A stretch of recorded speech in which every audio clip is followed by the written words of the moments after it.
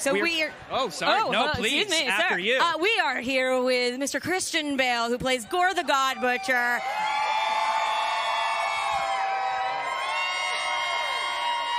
They recognize him. So how does it feel to join the MCU?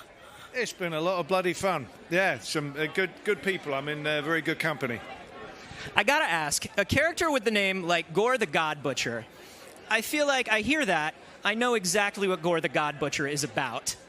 How do you bring some more depth and nuance to that? Is that something that you talked with Taika about? Because he's a guy that butchers gods, right? Yeah, his name is self-explanatory, isn't it? And, you know, he is a butcher. But Taika, he's a surprising gentleman. He's crazy talented, and he manages to have great irony and comedy. But it's also very moving, this film, and that's where the whole kind of nuances that you're talking about come into play in this film. See, he was just doing that thing that we have to do where we just talked around something. But I get what you're saying. I heard from people on the set, I mean, Tessa and Chris, they said, we really enjoyed working with Christian, but we were almost kind of terrified to talk to him when he was done up as Gorr. He was almost too frightening to speak to when he was on set. It was a little creepy. I like, obviously, I looked at Nosferatu as an influence, and also I love Aphex Twin videos, yes. Come to Daddy, that, right? Now, you can't do that full on and still have it be a family-friendly film.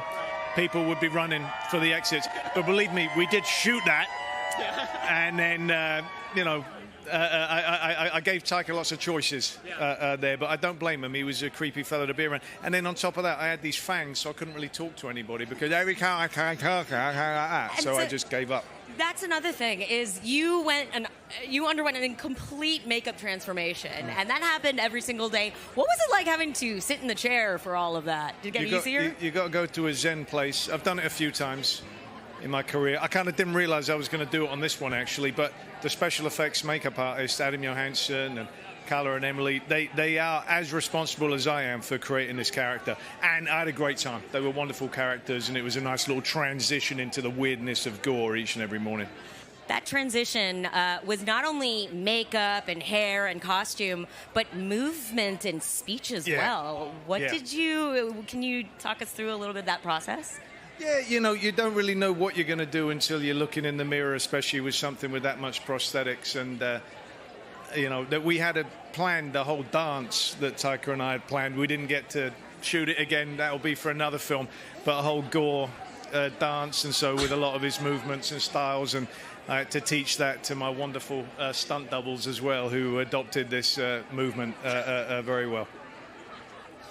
I love that. We were robbed, everyone. We were robbed. So much of it was because I was having to deal with these very long acrylic nails, which, hats off to anyone who has to deal with acrylic nails. I couldn't do anything all day with them.